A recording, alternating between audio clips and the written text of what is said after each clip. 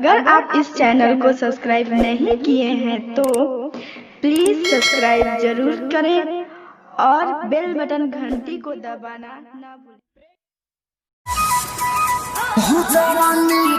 के तरवे सट के मरिए जाएंगे हजारों के तरवे सट के मरिए जाएंगे।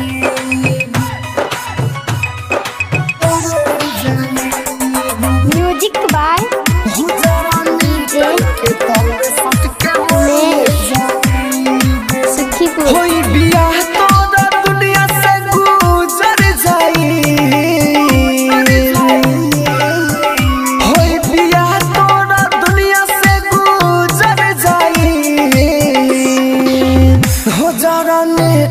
के तर में सट के मर जाइब हजारा लेटर के तर में सट के मर जाइब।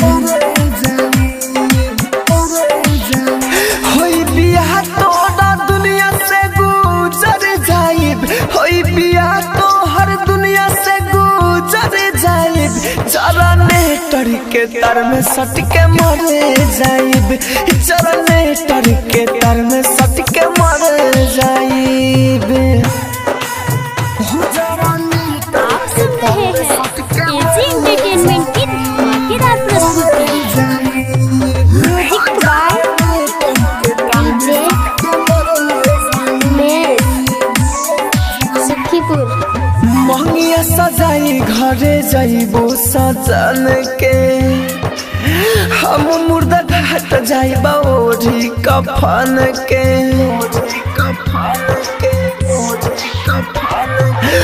मंगिया सजाई घरे जाइबो सजन के हम मुर्दा घाट जाइबा ओढ़ी कफन के। अगनी में कुंवर हमें जर जाई बगनी में कुंवर हमें जर जाई जरा लेटर के तर में सट के मर जाई जरा लेटर के तर में सट के मर जाई जरा लेटर के तर में सट के मर जाई।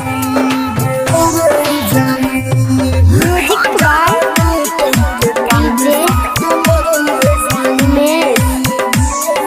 सुखीपुर प्यार करिले तो से तन मन से रानी दिलवा के बात कहे राहुल राजधानी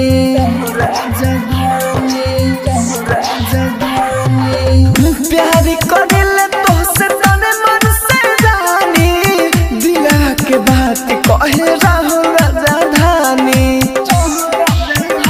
देवेंद्र बाबूर कुछो कर जाई देवेंद्र बाबूर कुछो कर जाई जरा लेटर के तर में सट के मर जाई जरा लेटर के तर में सट के मर जाई। होई बियाह तोरा दुनिया से गुजर जाई हो जरा लेटर के तर में सट के मर जाइब हजारा लेटर के तर में सट के मर जाइब। होई बियाह तो दुनिया से गुजर जाइब होई बियाह तो हर दुनिया से गुजर जाइब जरा लेटर के तर में सट के मर जाइब जरा लेटर के तर में सट के मर जाइब। AG recording studio.